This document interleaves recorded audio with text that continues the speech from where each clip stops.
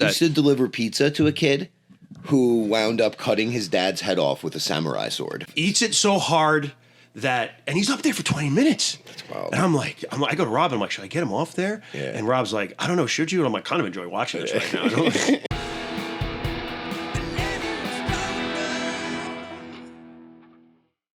It was a fucking wild place to grow up. Like, yeah, man. If you look at, I mean, obviously it has like a rich history, but also like the news stories, like crazy fucking shit. Crazy shit. It's like weird because it would happen, and like there was mobsters that lived out here. Oh yeah. You dig well enough. There's like weird, like there was like a accountant that lived out in like Southampton that just disappeared one day. Do you remember Katie Beers? Katie Beers, what's that? So Katie Beers was a little girl. And there used to be this place called Spaceplex. I know Spaceplex. Yeah, right. Yeah, it had the hallway that lit up when you went in. Yeah, Spaceplex was like every. That was like that was like dream. It was like laser tag and bumper. It was like that or Qzar. Yeah, and then Sports Plus with the three. Yeah, it was like Sports Plus before Sports Plus. It was so much cooler though. Yeah, and this little girl, I want to say she was like 8 years old, was went there with a family friend and was abducted. Really? It turns out that she was never actually even there, allegedly. But there was like a manhunt for her for fucking months. I think it was like a month and a half, like 40 days or some shit. And they found her in a subterranean chamber. What? That this guy had tunneled under his house. I don't even think he was Jewish, but he dug this tunnel under his own Jesus, house. Chris, are we recording? Sweet.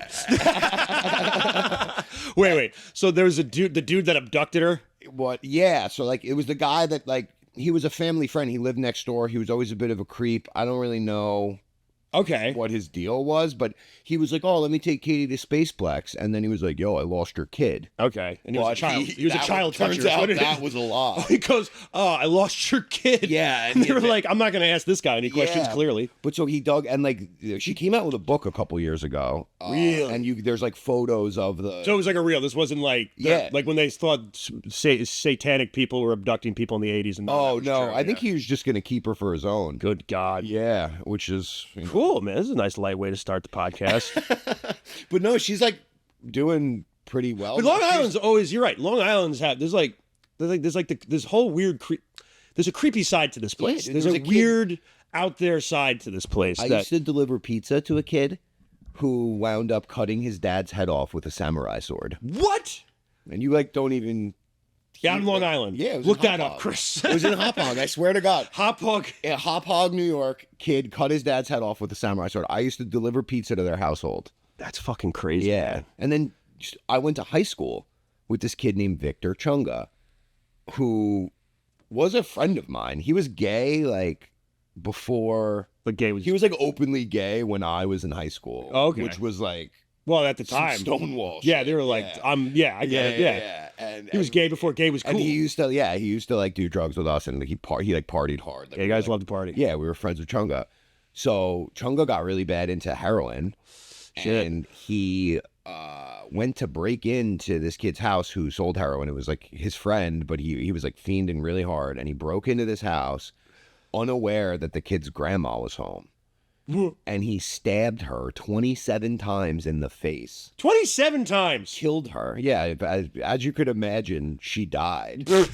And then fucking, he like waited around. The kid had the door locks to the basement, so he like waited around and smoking cigarettes until the kid fucking came upstairs. When he came upstairs, he like kicked him down the stairs, stabbed him in the face, covered him with paint trying to cover his fingerprints. But the latex paint actually like created a membrane, and the kid like didn't bleed out, and identified him. And Chunga's in jail. He's up for parole when he's 48. Shout out Chunga. I love you, Chunga. If you see this, I fuck with you, Chunga. It's like 27 times. You always hear about that. They stabbed them 30. Like yeah, I'm like 30. I think they were good at 5. And like, someday if it goes back in the same hole, there might be some. There could be a miscount. Oh man, It's not an I gotta exact. introduce you so everybody knows who to send hate mail to. Fair enough. Ladies and gentlemen, my guest this week on Millennial Stoner is Will Maccaro. Maccaro. Maccaro, It's okay. whatever. I'm so Tomato, bad with last tomato, names. tomato. No one ever gets it right. It's Comedian, real funny guy, comes to the mic, and I'm dude I'm happy to have on because Oh, thank you very much. the bizarre conversations that It's been good. I feel like I wish we were rolling this whole time. It's we been- were. No, here's the thing. We probably were because Chris will do this thing where he's like, "I'm not losing any of this footage." So, but enough. no, I mean it's weird because every once in a while, like I'll be driving around with my dad, and he'll tell me some weird story about like. She's like, "Oh, yeah, this mob accountant lived there." And he goes, "What Yeah. happened?" He's like, "He just disappeared one day." I'm like, "What?" Like, yeah. so yeah, shit like that happens all the time. There's like a whole side of Long Island that's like creepy and weird. Yeah, look at the Go-Go Killer. Yeah, dude. And they find other bodies and they're like, these weren't him. How can you tell? Like, we don't really care. That's I watched 2 seasons of True Detective. I think I know what I'm doing. Okay. They're just like, yeah, let's get the big guy. Yeah, that was and it's weird because I was saying something. It's like, you know how like when they caught like Jeffrey Dahmer or like Ted Bundy, they were like, I mean, who would know that this guy was a serial killer? And then you see this guy, and he's like a 6 foot tall, mean mugging linebacker. He looks like what the J.R.R. Tolkien based the orcs off of in fucking Lord of the Rings.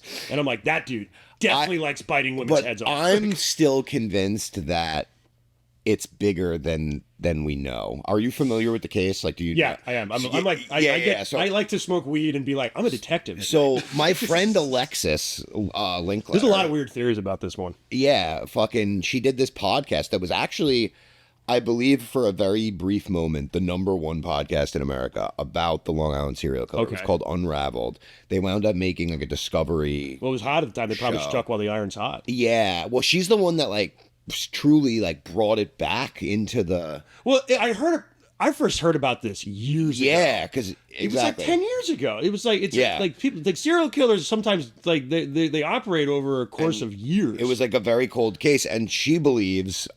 Yeah. I'm not trying to put words in her mouth, but Oh, there's the Unraveled. yeah. And it was like a real thing. And now they've done other seasons about other like crimes, but every time there's an update, they come back and like update it.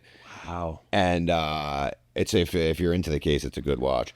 But like I think that they used to have these like sex parties at that house in Oak Beach. I did hear that. And I think that Rex Huberman or whatever his name sex is party? was just like the hooker disposal guy. Like he like was not just like maybe necessarily- he got the hookers and they were like, "Hey, get your fucking dead hooker out of here. It was We like, we broke he's one." the fixer. They just caught Ray Donovan. like, Is what you're saying? I don't think it's like him being a serial killer all on his lonesome. I feel like he's like taking the fall Yeah, because I they apparently that'd be neat. they apparently found a belt of his Okay.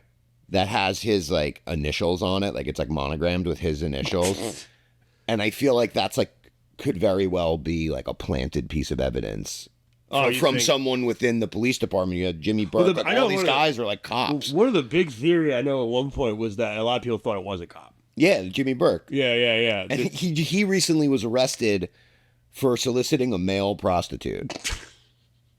What a bad look. He's like, I had nothing to do with this. What's this little scratch on your record here? That little guy right there? Don't worry about that little guy right there. This could not have been me. I fuck male No, prostitutes. he goes, that's what he does though. He's like sitting there, it's like, all right, how do I throw him off the scent? Yeah. I know. I'm going to go down to Chelsea and find me a fucking... It couldn't possibly be me. Look at the pictures of me with my dick in this guy's mouth. I couldn't have possibly killed all those prostitutes. You know, we laugh, but I'm like, that's probably like... It's actually- Because if you ever like do any reading into... Like a lot of these... Here's the thing. A lot of these serial killers and guys like are fucking idiots. Oh, yeah. They're morons. Like, Yeah. they just happen to be like the only reason that Jeffrey Dahmer got away is because the cops didn't want to deal with gay shit. Yeah. That's the only real reason. Like, they were like, it smells like dead bodies in here. It's like, that's probably just ass play happening in there. We don't want to go in there. Ugh. That's what the whole, like, every cop is like, I don't know. I just thought they were gay. Like, it's just Wisconsin guys. It's like, that's all, just Wisconsin cops being like, didn't want to go in there and see some dude's gaping asshole. Gotta be honest with you there, buddy. And then when they caught him, they were like, who'd have known? Yeah. He was really. But a lot of these guys are stupid. Yeah. Like serial killers and everything. They're very stupid people. And they always get caught because like it's their own mistake and everything like that. But there's like a lot of the times when they're able to elude the police, a lot of people are like, this is probably a cop. Yeah. Because they're doing stuff to be like scrubbing fingerprints or whatever, or the bodies are like, I know like no fingerprints or like all the identification, because that's where you can't find anything. And it's like, you're right. It's weird to be like, why would you bury your belt? That like I get in the moment, like in the heat of a hooker murder. No, Ted Bundy's literally quoted as saying like, the first time true professional. Yeah. He's like, the first time you kill somebody, everything's planned out to a T, and then the 10th time you forgot where you put the lug wrench. Like, what the fuck? I hate people that like simp for Ted Bundy. Oh God. It's like, you know what I'm saying? Yeah, it's I know like what you mean. by the numbers, he is one of the greats. He got away. Technically, he like slipped out a window and went and murdered a bunch more people.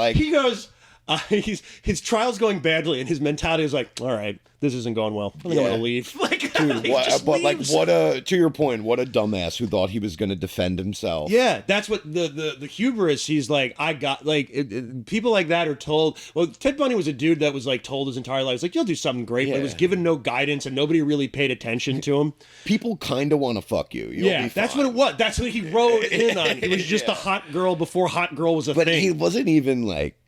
Oh, if Ted Bundy was around now, he'd be an Instagram psychologist or whatever. The kind of guy that bio reads, I was a model for a couple of years, and then I just kind of fell into psychology because people said I give great advice. Oh God, that's their narcissists and shit. Dude, like that. There are so many psychologists that need psychologists. Oh yeah, that like they got into it because like.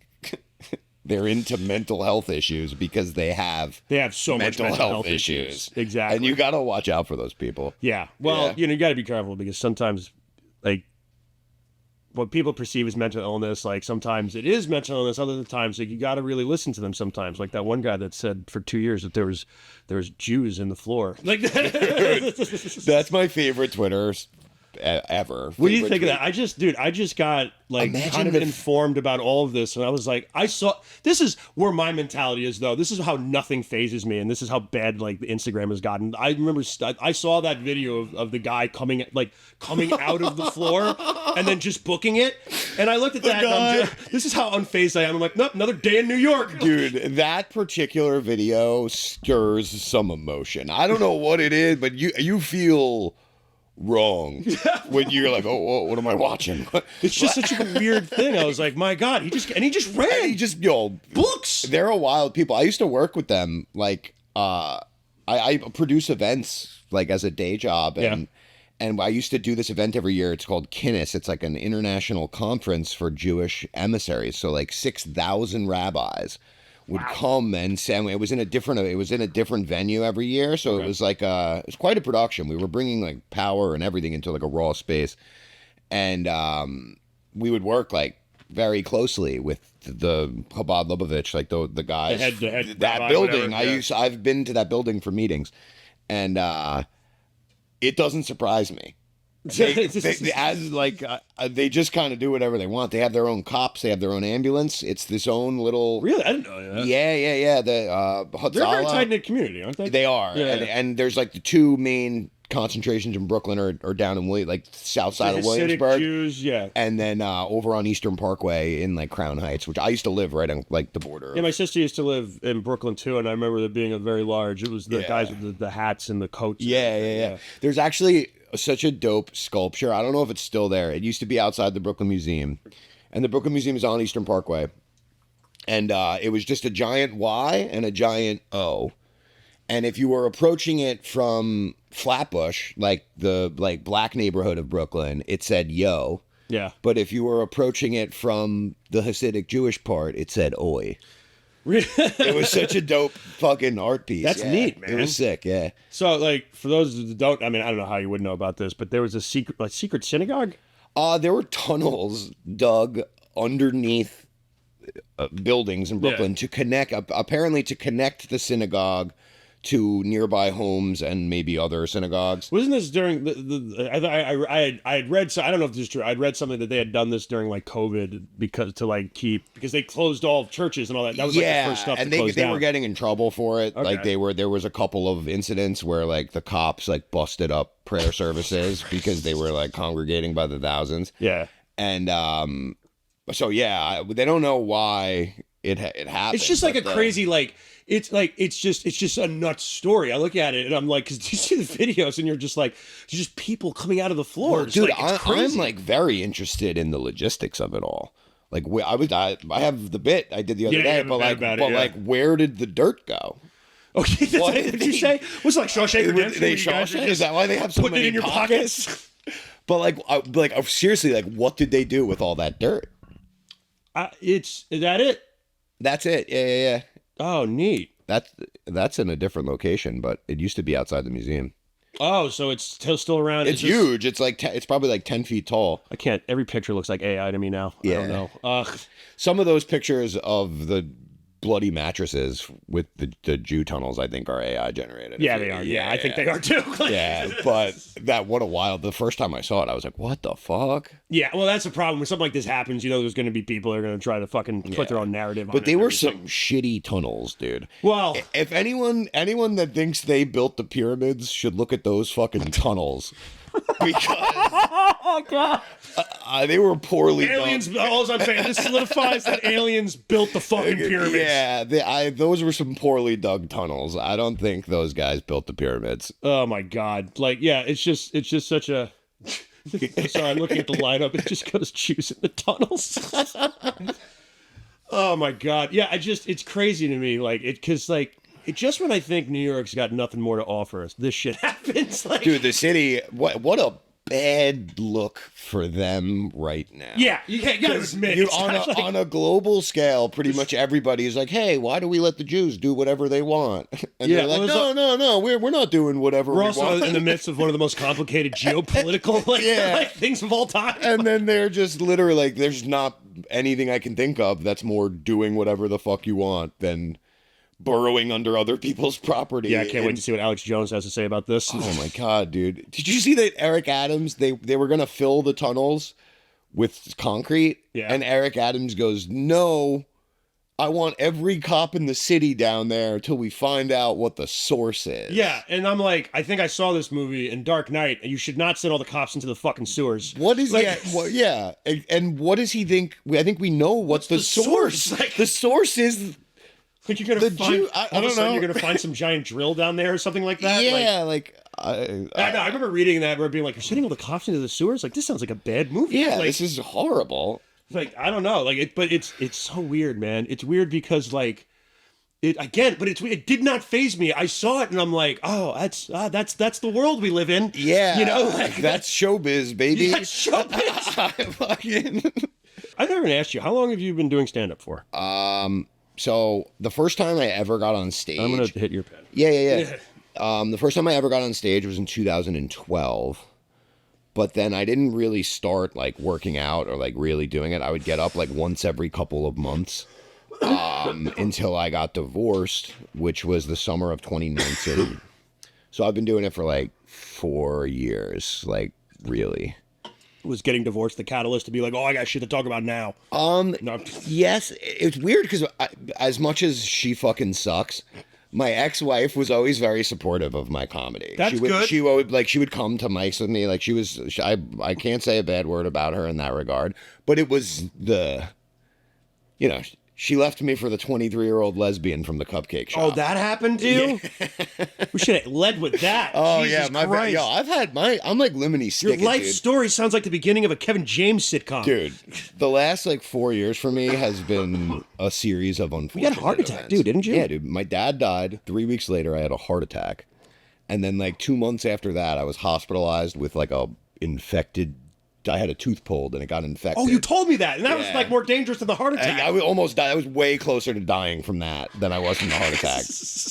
And but I'm doing good. I lost 40 pounds. You did. I saw when I first met you, you were a little heavy. And yeah. Then I lost.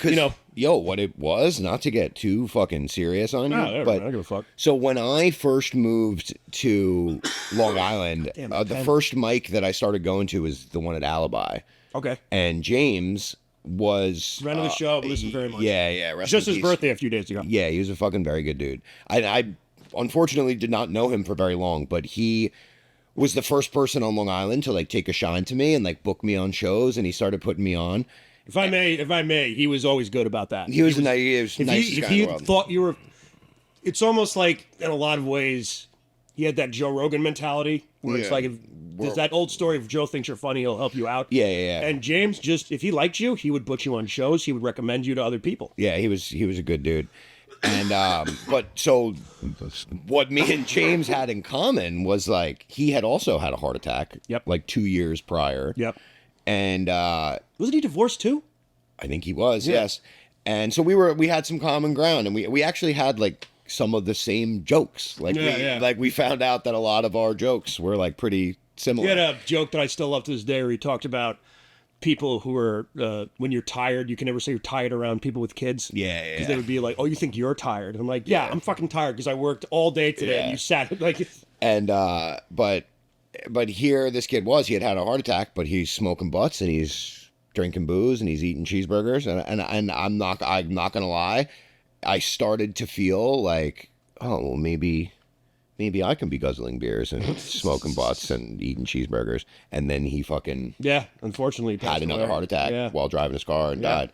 And like that was the ultimate like wake up call, and like it just like cemented it. Dude, I eat like a hippie now. I'm on these like I'm telling you right now, and there's a couple comedians that are gonna call me a pussy for this, but I'm on the way. Yeah. I know. This was like I was in the hospital on Christmas because my fucking appendix just decided to take a shit. Yeah. Literally inside of my body. And like it just I had to stay overnight, and it was just like I was like shitting myself. I'd never felt less healthy in the moment. Like the first thing I did after surgery is I woke up at 1 a.m. in the hospital, and I was like, I think I have to fart, and I just shit my pants. Nice. Just shit my pants right away.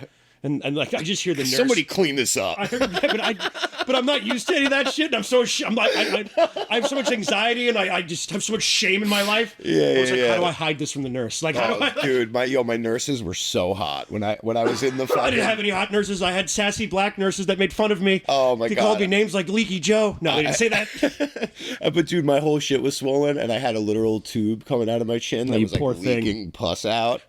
And these like smoke show nurses were coming in to jack me up with morphine. It's like, we got the good stuff for you. I'm like, are you an angel coming to help me to the other side? You look beautiful tonight. Do you want to get, when I'm out, do you want to like hang out? Dude. When you're done draining the pus from my fucking neck?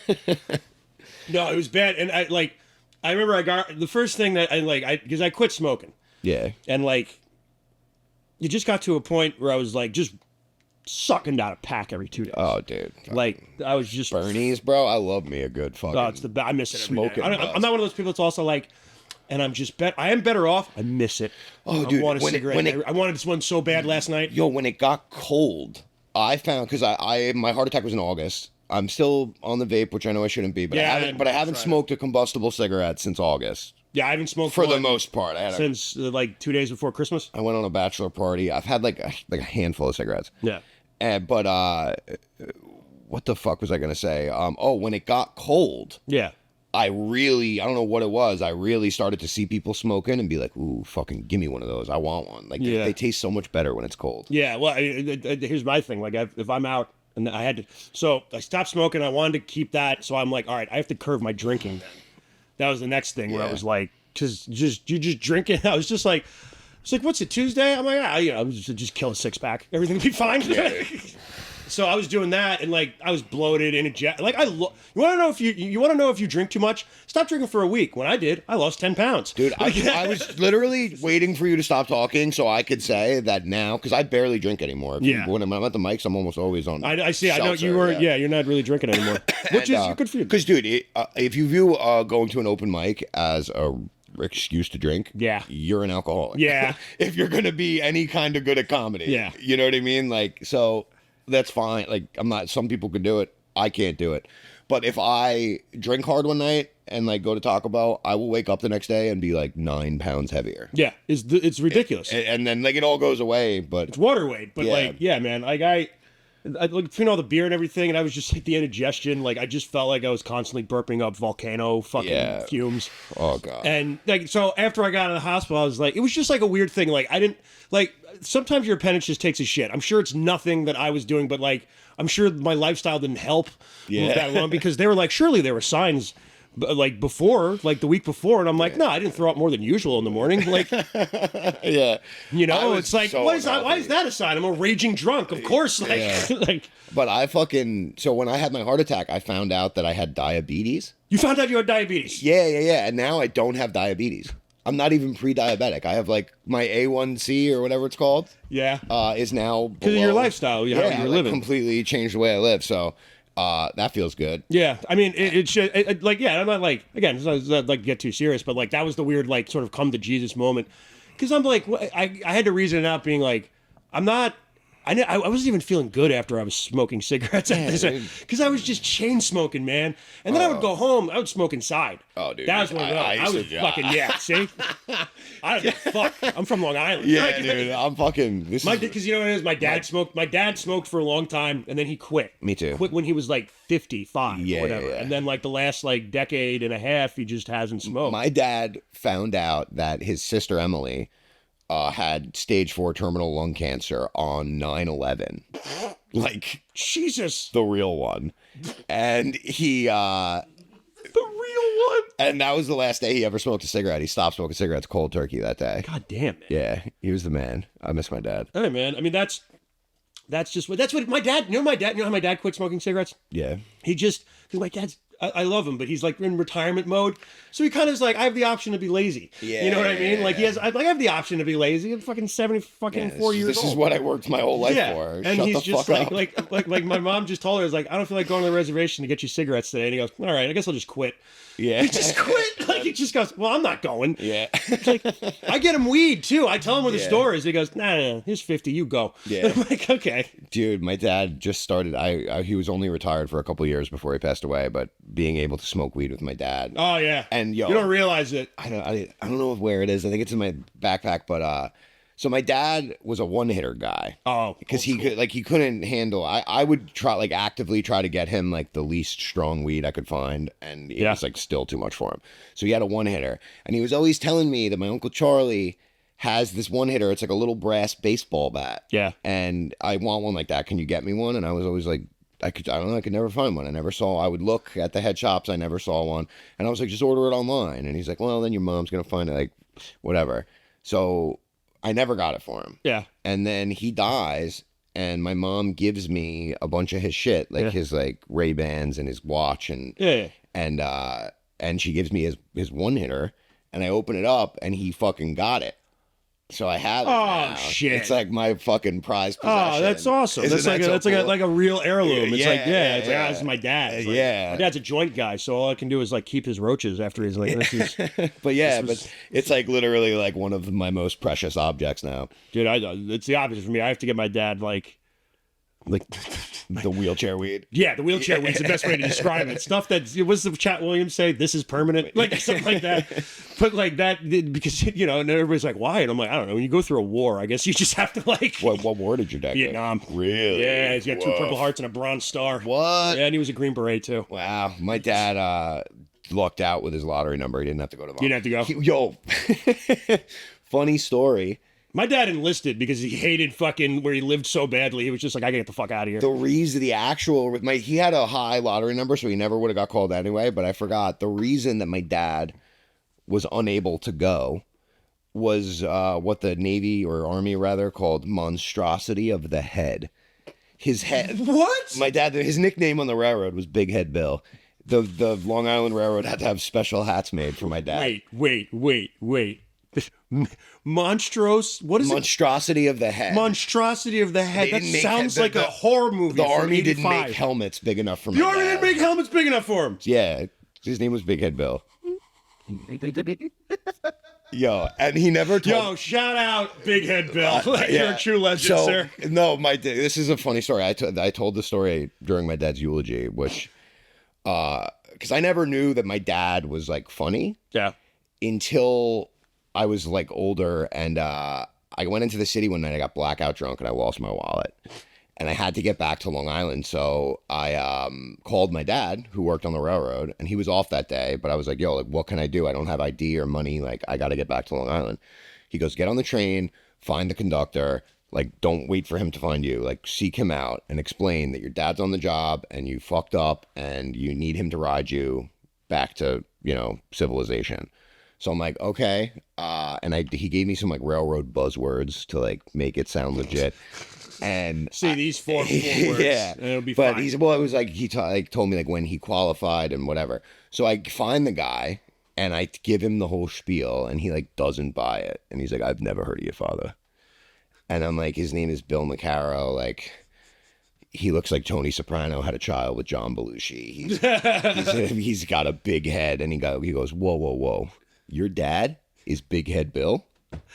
I fucking love that guy. That guy's hilarious. Dude, I love that when they're like, I don't know that last name. Yeah. Oh, Big Head Bill? And he's like, oh, whoa. Big Head Bill. And he calls down, he goes, yo, Tommy, this is Big Head Bill's kid. He's got a big head too. and my whole family had That's no so idea. Funny.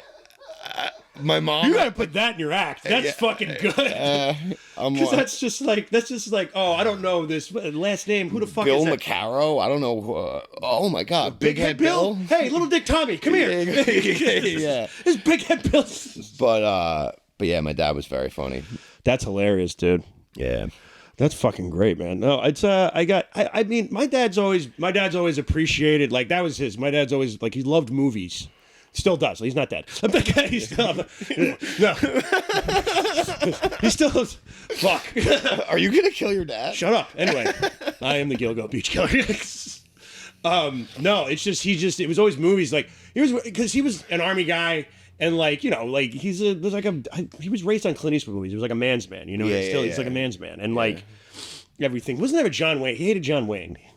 Because he said John Wayne was fake. Like that was but like loves Clint Eastwood. Yeah. And like that was the whole mentality. I remember he showed me Dirty Harry when I was like 12. And I'm like, should I be watching this? But like it was, he always liked, because I was an actor, which he thought was cool. And then when I started doing comedy, that's when I always said, I'm like, comedy brought me and him closer together. Because it was this, because he loved Don Rickles and he loved Richard Pryor. He loved Carson. He watched Carson all the time. He loved like Richard Pryor and all those guys and everything. And I still, to this day, I'll send him like Rodney clips and everything. And he's like, it's the funniest fucking thing I've ever seen. Dude loves to laugh. Yeah. So that's that. Like I said, comedy's been great for me just on like a level because it brought me and my dad closer together. Not that we were at each other's throats. It was just like there was a distance there.